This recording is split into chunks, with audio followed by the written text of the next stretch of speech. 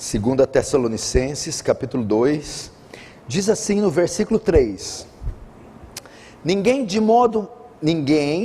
nenhum modo vos engane, porque isso não acontecerá sem que primeiro venha a apostasia, e seja revelado o homem da iniquidade, o filho da perdição, o qual se opõe e se levanta contra tudo que se chama Deus, ou é objeto de culto, a ponto de se assentar-se no santuário de Deus, ostentando-se como fosse o próprio Deus.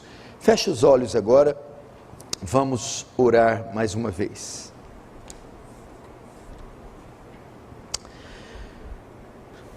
Pai Santo, a Ti a honra, a glória, o louvor e o domínio. Que tenhamos neste culto a percepção da Sua presença. Que haja percepção da transcendência da Sua presença, de modo que cause temor em nós, para que sintamos que é mais do que uma reunião, mais que um ajuntamento social, mas é um culto onde Tu se faz presente. Carecemos da graça, carecemos da intervenção divina, do poder do Espírito Santo, das misericórdias de Deus. Fala conosco, penetra e perpassa todos os corações, alcança-os por Tua graça, de modo que o Teu reino avance, que Tu receba glória para Si, e nos conforme à imagem do Seu Filho, em nome de Jesus, amém. As crianças que estão quietinhas, por favor, ou se dirijam ao hall de entrada.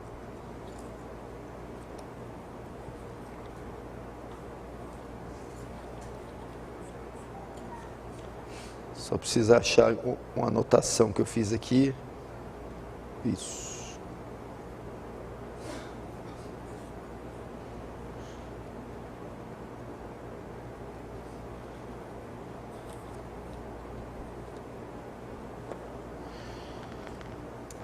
Irmãos, preste atenção. Esses 3 cultos eu destinei para falar praticamente a mesma coisa.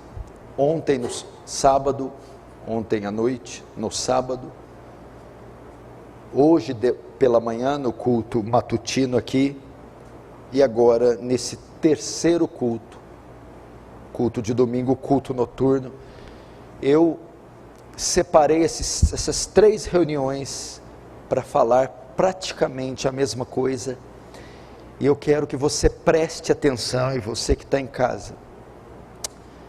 Nos últimos meses,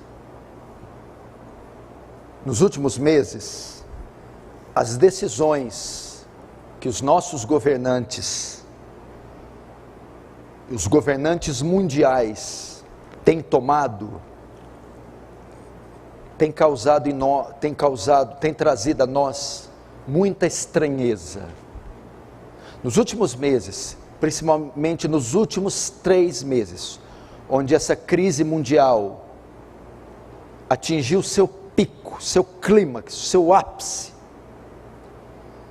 e as decisões que vêm sendo tomadas, principalmente no campo político, têm sido muito estranhas.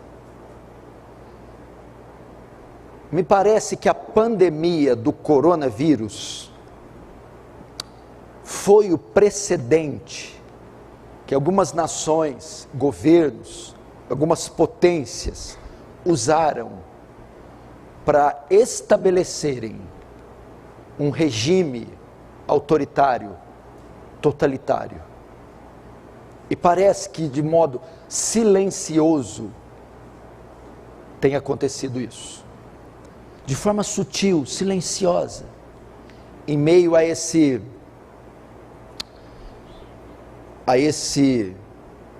surto de pânico, de medo, de horror que a mídia implantou na sociedade, enquanto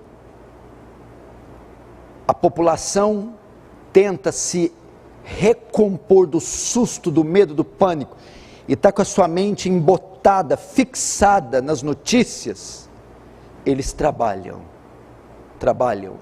e aparelham todo o Estado, e se infiltram em todas as instituições, e através dessas leis, do uso obrigatório de máscara, da vacinação compulsória, obrigatória, envolvendo 27 nações, para que a vacina seja aplicada ao mesmo tempo, e que haja punição para quem se recuse a tomá-la, parece que é o estabelecimento de um governo ou de regimes totalitários, que vem através de governos tiranos, supressores da liberdade, e o pior de tudo, nós estamos vendo em escala global, mundial, simultânea, algo que nós nunca vimos antes, tem acontecido nesses últimos dias, porque esse tipo de coisa nós sempre vimos. A história já narrou N acontecimentos semelhantes a esses, entretanto só tem uma sutil diferença: quase nenhum deles foi global, aconteceu com o mundo inteiro, ao mesmo tempo, de forma simultânea. E isso nos assusta. Se você perguntar qual a procedência desse vírus, foi um acidente de laboratório? Veio dos cães, dos macacos? Me parece que toda a história desse coronavírus aponta para um plano de governo mundial e totalitário. E não me parece acidente. Por exemplo, na China, vamos falar da China. No período da pandemia, os bilionários chineses aumentaram a sua fortuna em 40%. No momento está todo mundo quebrando, todo mundo em crise, todo mundo empobrecendo. Os milionários chineses não. No período da pandemia, eles se valeram e aumentaram a sua fortuna no período de pandemia em 40%. No período da pandemia, a China lucrou 40 bilhões de dólares com venda de máscaras. Todo mundo quebrando, perdendo dinheiro. A China não. Só com máscaras ela lucrou 40 bilhões de dólares, mais que o Brasil ganhou com carne, açúcar e soja. Só com, provavelmente o que você está usando aí é da China. Você está ajudando a sustentar a máquina chinesa com a sua máscara. Muita coincidência, não? O vírus sai de lá, a vacina sai de lá, os respiradores saem de lá, as máscaras saem de lá. E você ainda acredita que é acaso? A China aumentou a sua riqueza ao longo dos anos. Ela adquiriu ao longo dos anos 14 trilhões de dólares. Então veja só, aumentou sua riqueza em mais 14 trilhões de dólares. E como ela conseguiu isso? Não foi produzindo internamente, foi pedindo esse dinheiro emprestado do Ocidente. Mas isso aí foi uma medida inteligente. Para quê? Para se tornar uma superpotência, enriquecendo-se e pagando o Ocidente com mão de obra, com trabalho prestado, fazendo com que o Ocidente coma na mão dela. Então, diante dessa crise que se instalou, Estados Unidos e a Europa entendem que foi algo causado pela China, não tem como ferrar a China. Como poderiam ferrar a China? Vamos cortar relações comerciais com a China. assim nós quebramos ela. Não, mas nós não podemos. Porque a China possui 1 bilhão e 500 milhões de clientes. Ela vende para 1 bilhão e 500 milhões de clientes. Ou seja, parte do que as nações do Ocidente consomem é a China que fabrica. Você vai nos Estados Unidos, entra na loja da Nike, da Jordan, entra na Yves Saint Laurent, Gucci, Louis Vuitton, você vê na etiqueta Made in China. É a China que faz. Então não há como cortar relações comerciais, não há como deixar, porque as nações têm que comer na mão dela. Só o Brasil exporta, 28% das exportações do Brasil vão para a China. E se o Brasil dizer não, vamos exportar mais, vai balançar a economia. E segundo, para quem vai vender esses 28%? Então, tem que continuar comendo na mão da China. Ela está se tornando uma superpotência e está fazendo o Ocidente dobrar os joelhos. Isso foi tudo projetado para trazer um colapso econômico, falência no sistema econômico mundial e para enriquecer a própria China. Então isso é assustador. Então todas essas nuances que nós estamos vendo, parece que apontam para a chamada globalização e a nova ordem mundial, é o termo que eles usam. Eu não sou adepto da teoria da conspiração, dessa coisa toda de Illuminati, etc. Mas sabemos que tem algo parecido com essa nova ordem mundial. O que é basicamente a nova ordem mundial?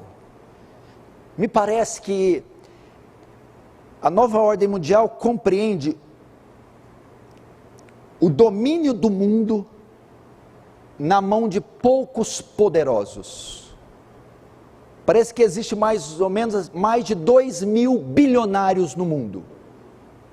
Quase 2.500 bilionários. E eles é que controlam tudo. E parece que o propósito desses bilionários, dessa nova ordem mundial, é fazer um reset na economia. É reconfigurar o mundo. Mas não é só econômico. O grande ideal da nova ordem mundial é o viés ideológico. Por quê? Eles querem mexer e criar uma nova civilização, um novo mundo. Porque a civilização atual, ela é sustentada sobre alguns pilares. Que pilares são esses? Os pilares judaicos cristãos. E é eles que influenciam o mundo todo. Todo mundo tem a marca desses princípios judaicos cristãos. Essa nova ordem mundial quer resetar esses pilares cuja civilização está sustentada e colocar outros pilares. Que pilares são esses que ela quer substituir? É só nós vermos o viés ideológico dessa nova ordem. Qual é? Que doutrinas esses poderosos obedecem, atendem? Que disciplinas, que postulados eles defendem? Vamos lá. O socialismo, o marxismo, o comunismo, o ateísmo. O comunismo aparelhou todas as grandes instituições mundiais. Vai para a ONU, a Organização Mundial das Nações Unidas, fundada em 1945. Todos os seus secretários gerais, todos os secretários gerais da ONU, desde que foi fundada em 1945, são comunistas, socialistas. Então essa instituição é toda comunista. A OMS, a Organização Mundial de Saúde, quem é o diretor dela? O chefão, o Tedros. ele foi membro do Partido Comunista da Etiópia. Ele é o diretor da OMS, a Unesco, a Unicef, é toda dirigida por esquerdistas, comunistas, socialistas. Agora me diz uma coisa, você colocaria um nazista, um membro do partido nazista, à frente de alguma instituição? Ninguém faria isso, é uma loucura, né? Alguém que foi membro, que atuou no Terceiro Reich, o império assassino, que matou 6 milhões de judeus, ninguém, todo mundo acharia um absurdo colocar um membro do partido nazista à frente de alguma instituição dessa importância. Ninguém faria isso, pois o comunismo matou mais de 10 vezes do que o nazismo, ele é 10 vezes pior, e está cheio de membros do Partido Comunista nas instituições.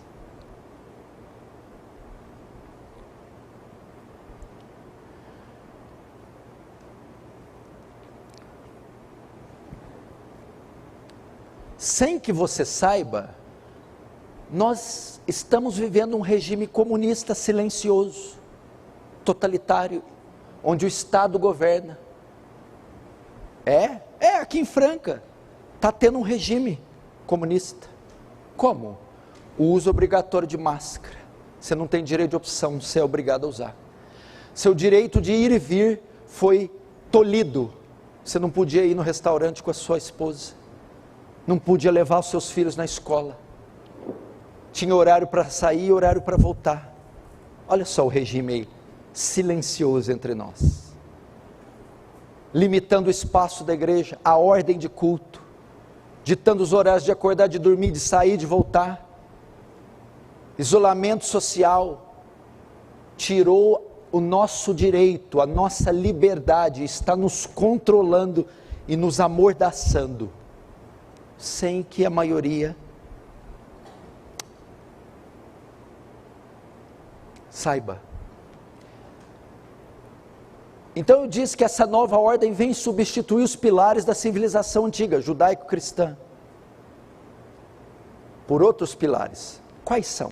Bom, primeiro eu identifiquei, nós vimos a identidade dessa nova ordem, socialista, comunista. Vai implantar o que pilares? Pilares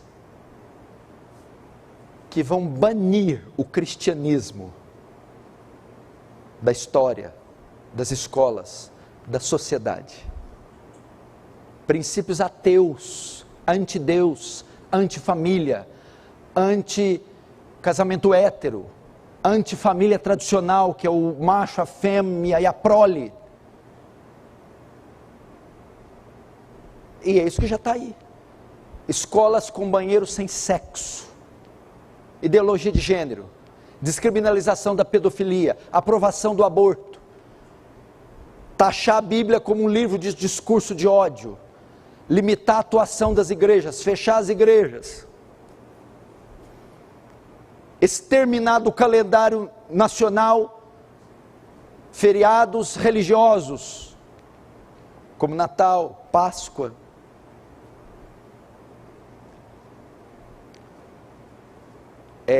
Exterminar a era cristã e impor uma era anticristã. Onde eu quero chegar?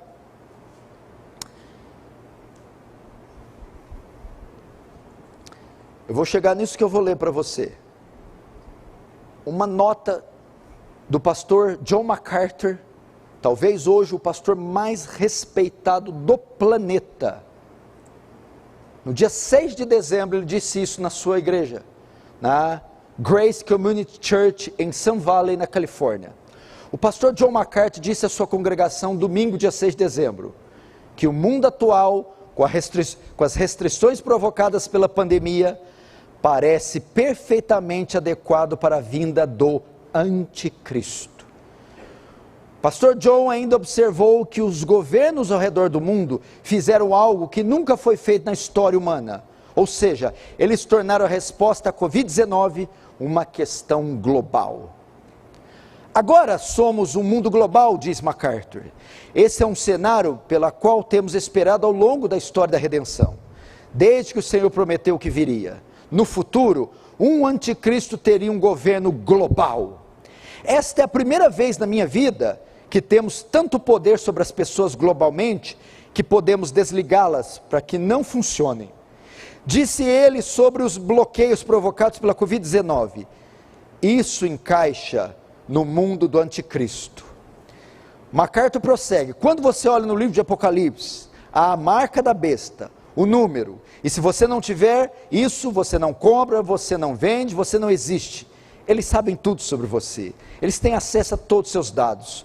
O pastor MacArthur continua: este é o tipo de mundo que parece ser perfeitamente adequado para que o anticristo venha e traga uma certa paz. Então o mundo cairá aos seus pés. Por que o senhor disse toda aquela introdução de Unesco, ONU, coronavírus? Porque o mundo está sendo aparelhado, montado, preparado para a vinda do último dos chefões. O último dos impérios se erguerá. A última das dinastias, dos reinos, dos governos mundiais. O anticristo. Como frisou MacArthur,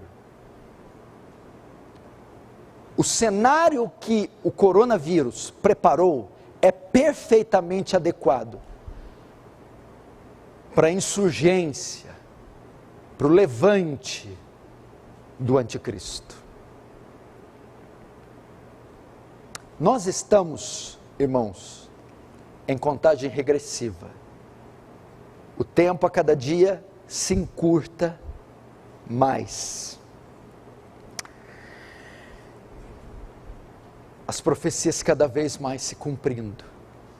E a igreja precisa se despertar. Chegará o dia que essas portas serão fechadas. Chegará o dia que certos sermões e textos será crime pregar.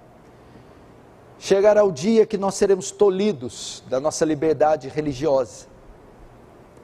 E por mais que tenha ganhado um governo conservador de direita, cristão, aqui no Brasil,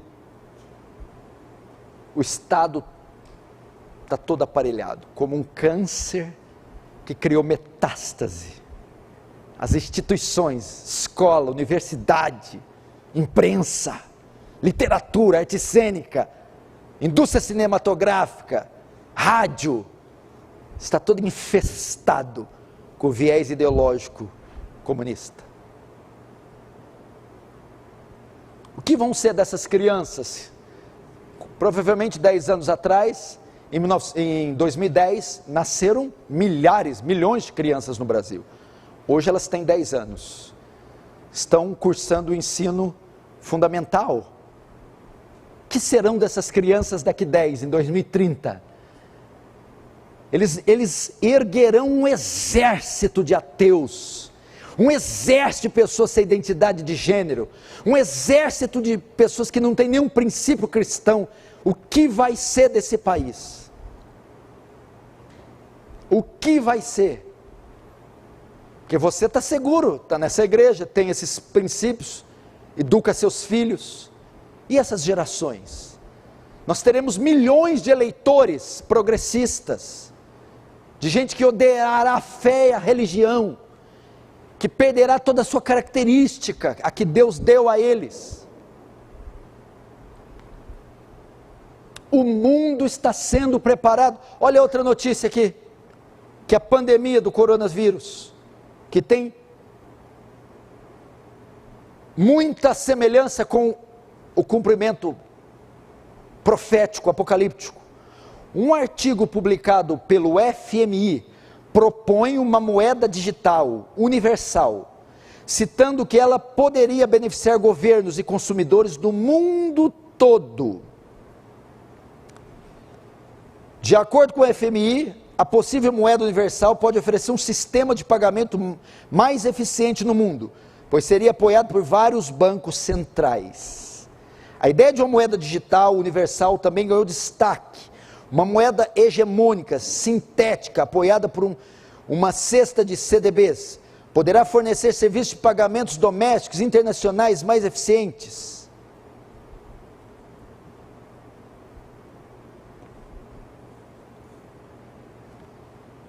A nova ordem mundial propõe a globalização e propõe um governo mundial.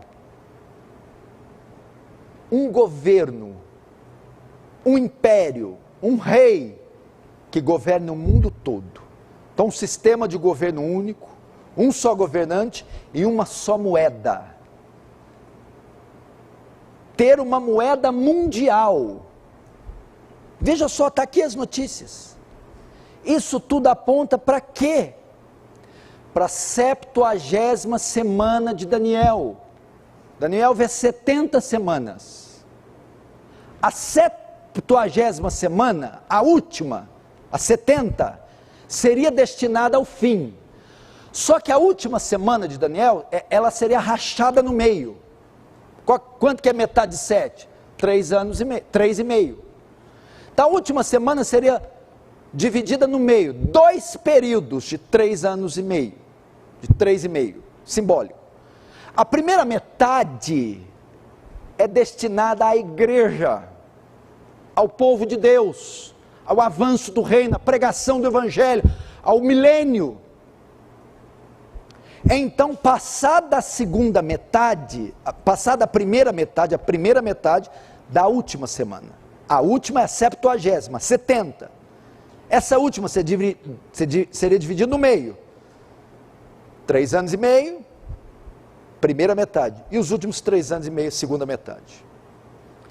Se a primeira metade da última semana é destinada ao avanço do reino, a última metade da última semana é destinada ao anticristo. E um período que a Bíblia chama de grande tribulação. Me parece que nós estamos no finzinho da primeira metade, que é destinada à igreja. Estamos já vislumbrando, olhando de longe, a chegada da última metade, o fim do fim, a ascensão de um governo único, mundial, totalitário, regido pela figura do anticristo. E eu falo isso com base no quê? Em todos os dados e os sinais bíblicos, teológicos, científicos,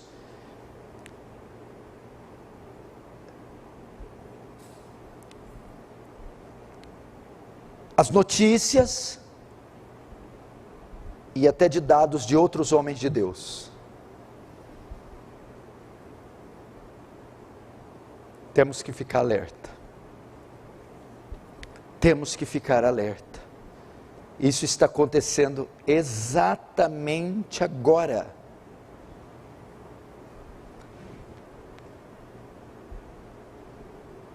O Supremo Tribunal, nossa Suprema Corte, decidiu a obrigatoriedade e a vacinação compulsória.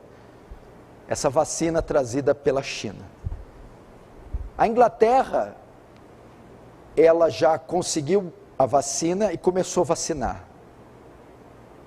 6 pessoas reagiram negativamente à vacina. Tiveram alergia, tiveram reações, tiveram sequelas. O termo que se usa, tiveram efeitos colaterais. Ou seja, vai ser um fracasso. É impossível confeccionar, formular uma vacina em 6 meses.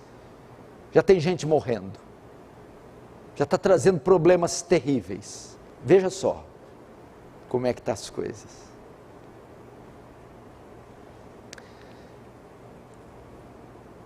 Agora, qual deve ser nossa posição diante de tudo isso aí? E só tende a piorar, tá? Aqui eu não sou, aqui a gente não mente. Aqui não vem falar, levanta a mão, Deus vai te dar a casa. Não vai dar não, viu? Trabalha para você ver não. É hoje a vitória. Não, não é não. eu vou levar minha bênção. Não vai não. Para com essa palhaçada. Vamos ser crente de verdade. Deixa esses circos. Qual deve ser a postura da igreja? Estou falando de fatos reais, verídicos, não é novela da Globo. Fatos, estão aí, fatos concretos. Ou não estão? Você não está de máscara? Você não está limitado? E não, com isso não estou dizendo que o vírus não exista. Existe. O vírus é real, traz suas consequências, mata principalmente aqueles que fazem parte do grupo de risco. Está aí, é verdade. Mas não é o que a mídia está divulgando, com certeza. Qual então deve ser a postura da igreja? Diante desse espetáculo que se tornou nosso mundo. As cortinas se abriram, dá início o último ato da peça, a redenção, a consumação do cosmos, do mundo, o retorno triunfal e glorioso de Cristo, o julgamento das nações, o trono branco, as taças da ira, as 7 trombetas. O mundo está anunciando esse tempo. Qual deve ser a postura da igreja? Primeiro, eu vou dizer com relação à igreja, aos salvos, aos redimidos. Segundo, aos não salvos. Primeiro aos salvos, a mim e a você. Como nós devemos ficar diante disso? Abre comigo em Mateus 10.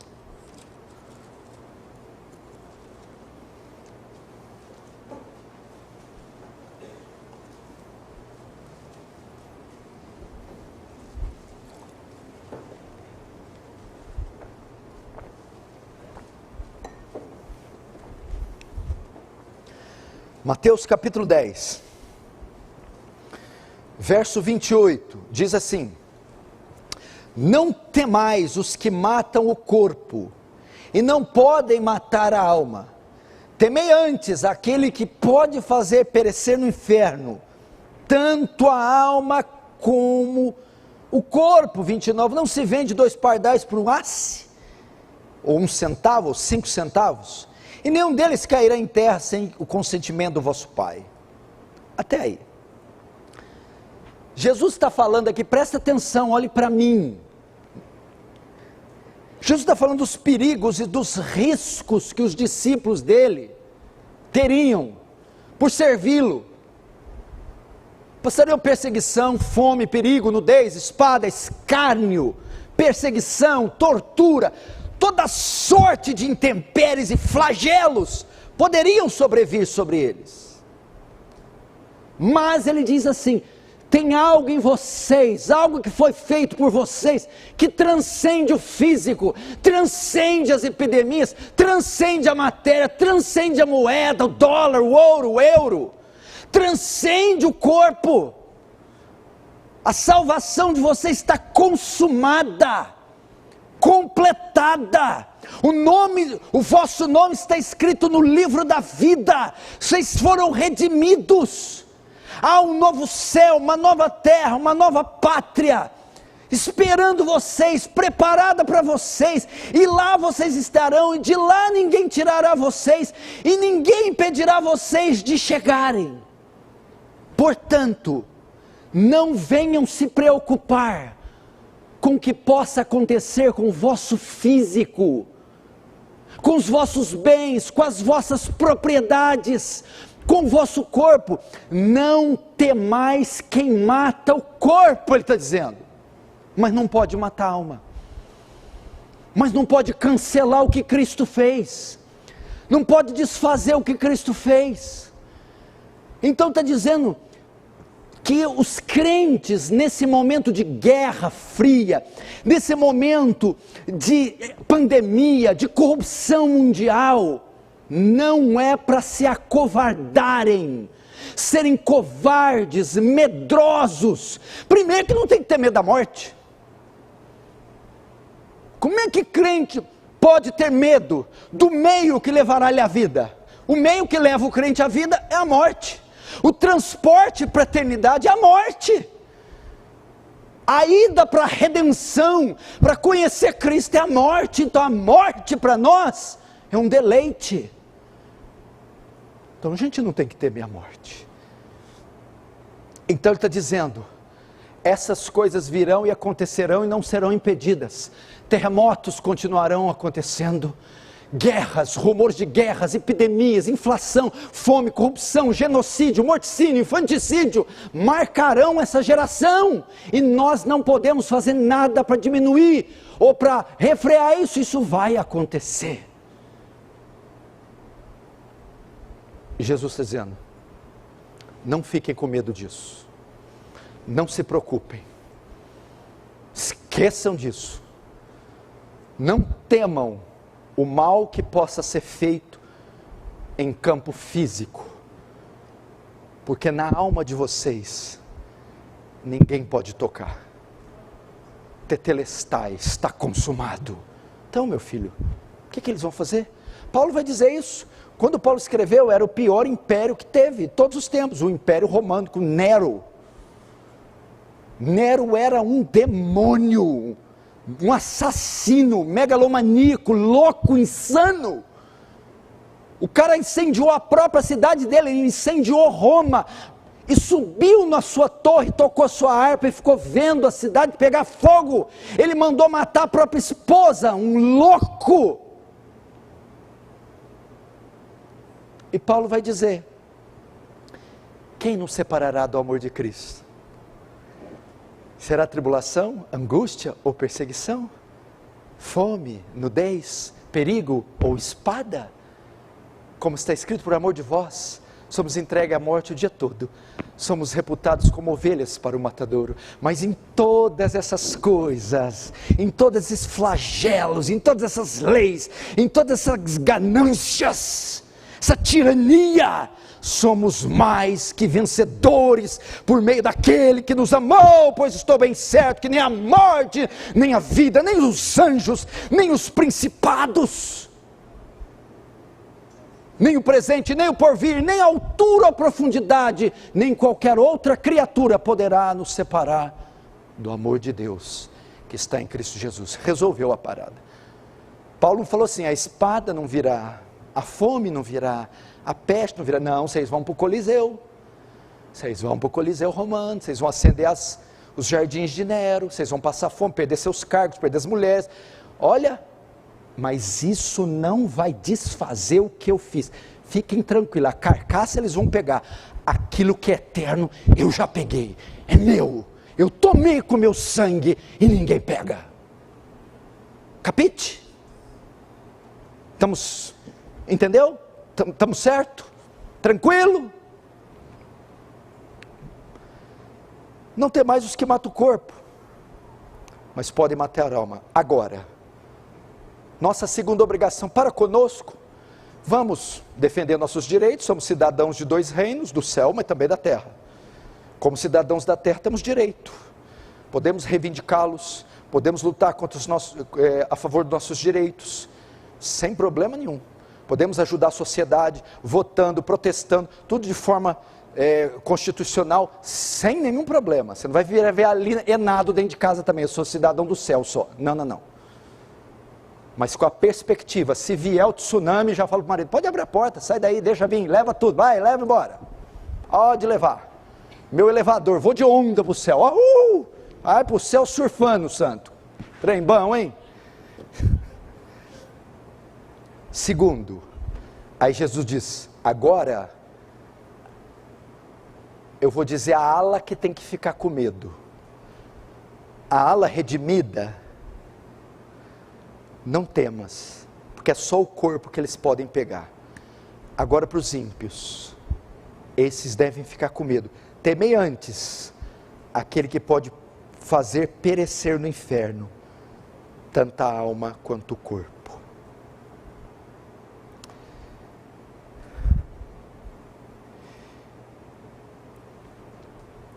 Abre comigo agora em Apocalipse, capítulo 6. Vai lá para o último livro da Bíblia.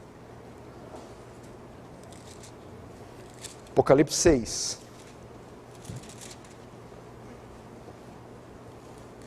Apocalipse, capítulo 6.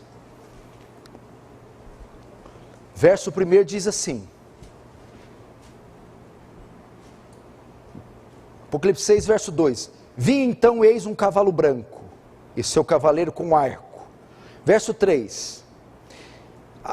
Quando abriu o segundo selo, ouviu o segundo servente dizer, vem, e saiu outro cavalo, o vermelho. Agora o verso 5. Quando abriu o terceiro selo, ouviu o terceiro ser vivente dizendo, vem, então vi, eis um cavalo preto. 7. Quando o cordeiro abriu o quarto selo, ouvi a voz do quarto ser vivente dizendo, vem, e olheis um cavalo amarelo. Vamos lá. O cenário está montado. Parece que é um cenário propício para a vinda do anticristo. Com isso não estou dizendo que ele virá, nem que ele é chinês, nem que ele é da China. São só suposições. Não podemos evitar o cumprimento profético, está aí. Nossa posição, primeiro, não sermos covardes. E ficar com medo de vírus, de governo totalitário, dessa coisa errada toda. Somos soldados, diante dele batemos continência e vamos à guerra. Você acha que eu vou ficar debaixo da minha cama? Neemias disse, um homem como eu fugiria? Não. Nos coloque na frente da batalha, como intercessores, homens e mulheres de Deus que jejuam, que oram, que protestam, que pregam o evangelho, e dão a vida pela causa se necessário. Não seremos uma igreja covardada, pálida, medrosa, de jeito nenhum, porque a igreja é coluna e baluarte da verdade. Segundo, João vê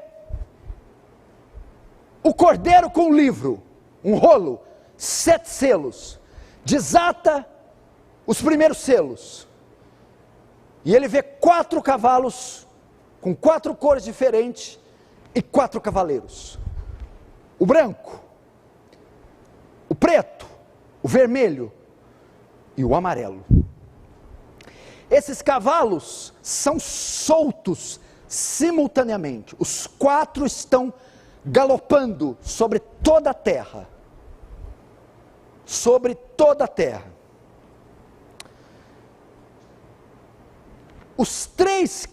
existem 3 cavaleiros, e 3 cavalos que estão atuando agora.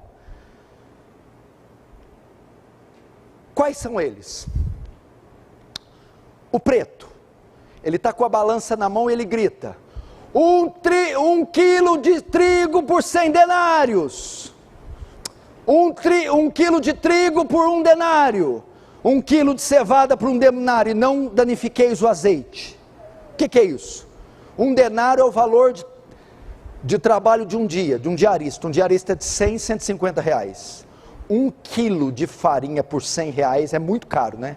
Superinflação, peste, fome, é o cavaleiro da fome, é o cavaleiro que mostra que esse tempo seria marcado por desemprego, superinflação, queimada da vegetação, trazendo ao homem escassez, ao cavaleiro da carestia, fome. Teríamos um tempo econômico difícil. Cavaleiro preto. Agora o cavaleiro vermelho tem uma espada muito grande e ele mata com ela. Esse cavaleiro é a guerra. Conflitos marcariam o tempo do fim. Essas nações estão todas se bicando e prestes a estourar uma guerra civil, guerra entre fronteiras, guerra entre potências, e muitas pessoas morrendo. Terceiro cavaleiro, a morte. Ele é amarelo, a cor aqui amarela no grego é cor de defunto, pálido. Já foi no enterro, num velório, e viu no caixão o cadáver, a cor que ele está, amarelo esverdeado. É o cavaleiro da morte. E ele matará por 3 coisas: pela fome, pela guerra e pelas pestes, epidemias. Esse cenário marcaria a ascensão do anticristo. Entendeu? É o cenário de agora. O aparelhamento do Estado, os conflitos, as guerras. Por quê? Porque o anticristo vem para promover uma paz mundial. Para isso o mundo tem que estar igual agora. Todo mundo batendo cabeça e as nações urdindo de terror. O mundo entrou em parafuso. E esses esses 3 cavaleiros estão devastando o mundo e preparando o cenário para o anticristo. Agora e o 4º cavaleiro, que é o primeiro, o branco. Esse somos nós. Enquanto os outros 3 devastam tudo, o branco é o papel da igreja nesse tempo. Primeiro eu disse o nosso papel quanto a nós nesse cenário. Mateus 10. Agora o nosso papel quanto ao ímpio. O que é o cavaleiro branco? Enquanto os 3 estão devastando tudo, o branco fala de pureza. Tem um arco na mão, uma flecha, uma coroa, ele é vitorioso. Aqui é a expansão do reino, a pregação do evangelho, o evangelismo, as missões. O cavaleiro tem 3 significados. Ele é o reino, o rei e a mensagem do reino. É a vinda de Cristo.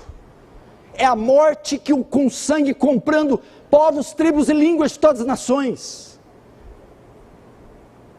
É o rei, o reino e a mensagem do reino. Quando Jesus morreu, ressuscitou, o que ele fez? Quando estava soltando o cavalo branco, ele diz: agora,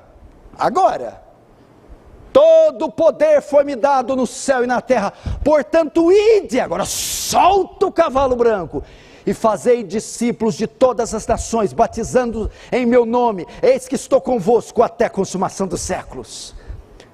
Qual que é o papel da igreja enquanto a gente assiste esse morticínio? A pregação do evangelho, porque nós não temos que falar para as pessoas: fujam, cuidem dos seus corpos, proteja seus corpos, proteja seus bens, proteja seus aparelhos, proteja seus empregos. Não! Nós temos que chegar para eles: salvem suas almas. Porque esse contexto físico, material, político é inevitável, e não é disso que temos que as alertar.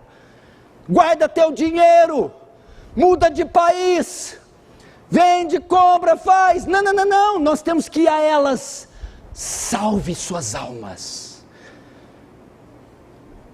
Ou melhor, seja salvo por Cristo. Qual que é a função da igreja? Estamos vendo esse mar de coisa vindo, mas o risco que elas correm não é de perder os bens, serem presas, que nem serão. O risco que elas correm não é de se tornar enfermas, terem os membros amputados ou contrair vírus. O risco que elas têm, que elas correm, é de serem marcadas com 666, a marca da besta, a qual quem possuir não será salvo. E como porque a Bíblia diz: fez com que todos, ricos e pobres, grandes e pequenos, servos e livres, fosse posto um sinal na mão ou na testa, para que sem o sinal ninguém pudesse comprar ou vender. Aqui está a sabedoria. Quem tem sabedoria, calcule o número da besta, pois é número de um homem: 666. Agora como que eu chego? Subo numa torre e grito: não aceitem a marca! É assim que eu a salvo? Não, é assim que o cavalo branco atua, desde a minha parente que vive na mesma casa, aos vizinhos, colegas de trabalho, escola, hospitais, tribos, línguas, cidades, estados, nações, continentes, o mundo. Não, como eu alerto eles da marca? Arrependei-vos e credes no Evangelho de Cristo. todos pecaram, destituídos da glória de Deus estão, do céu se manifesta a ira de Deus sobre toda a impiedade dos homens, mas Deus amou o mundo de tal maneira, que deu o seu Filho unigênito, para que todo aquele que nele crê, não pereça, mas tenha a vida eterna. Deus não enviou o seu Filho ao mundo, para que o condenasse, mas para que o salvasse. Quem crê nele tem a vida, quem não crê, não tem a vida, mas sobre ele está a ira de Deus. Pregue o Evangelho, pregue o Evangelho, é a única solução para este governo, este mundo, estas pestes, essas pragas e essas profecias, é a exposição lúcida, fiel, clara, do Santo Evangelho.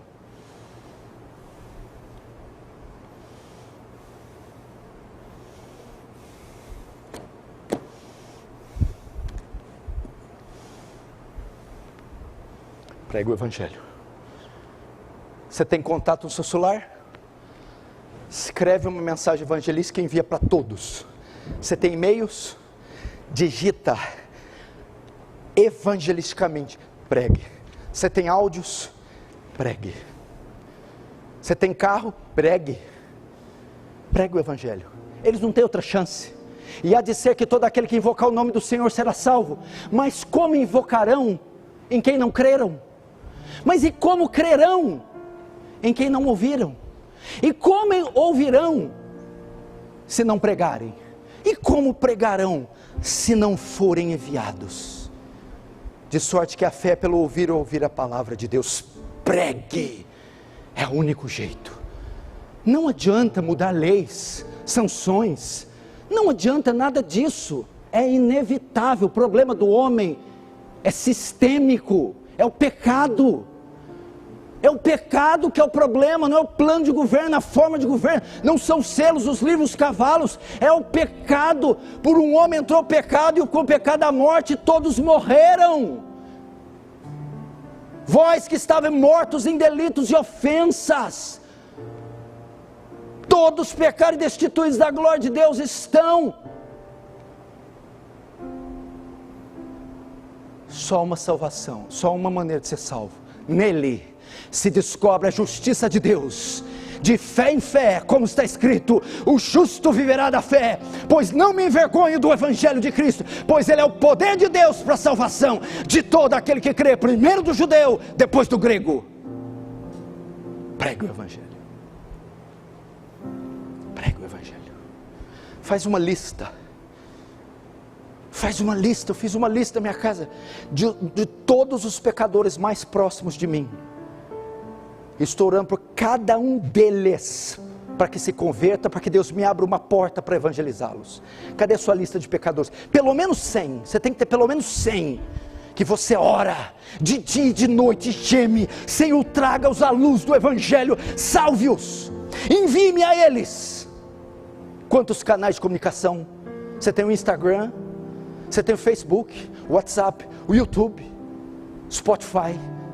Não para exibir o teu corpo e o que você comeu ontem, mas para pregar versículos, textos, vídeos, áudios do Evangelho da salvação, porque esse mundo está sob juízo divino e ele tem pouco tempo.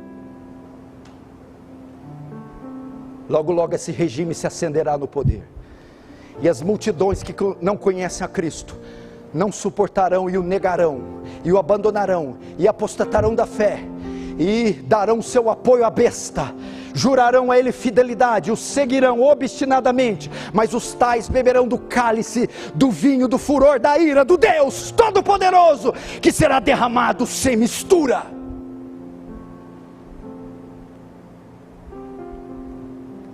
Prega o Evangelho.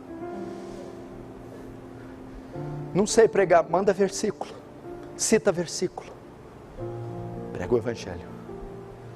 Não tenho mais tempo a perder. Por quê? Eu termino com isso.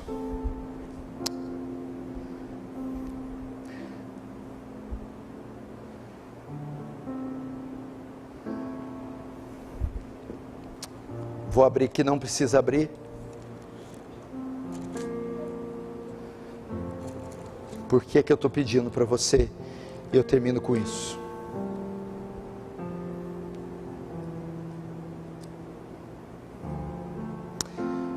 Filho do homem, quando eu disser ao perverso, ao pecador, certamente morrerás, e tu não avisares, e nada disseres para o advertir do seu mau caminho, para lhe salvar a vida, esse pecador morrerá na sua iniquidade, mas o sangue dele, da tua mão, eu o requererei.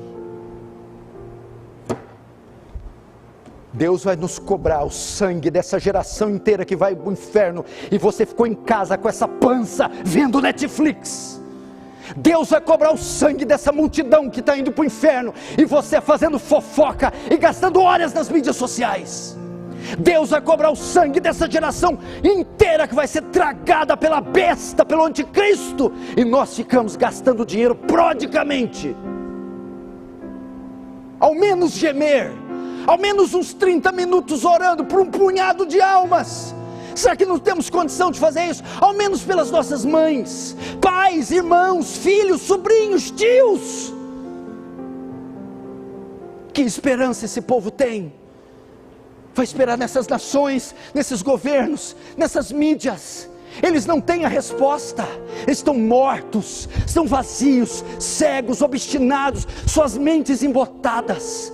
Mas essa é a tocha de Israel, é a lâmpada de Deus na terra, é o sol que brilha na escuridão. A igreja, devemos brilhar. Fecha os olhos, curva a cabeça.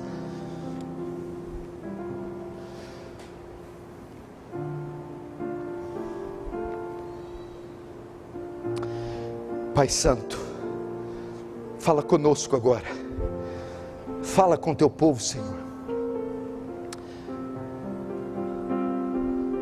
fala com teu povo. Ore aí, irmão. Brando.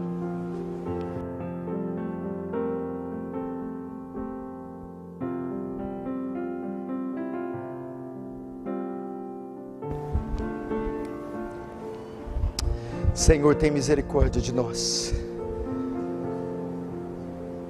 Ilumina nossa mente, esclarece nossos sentidos, Senhor. Não nos deixa perecer.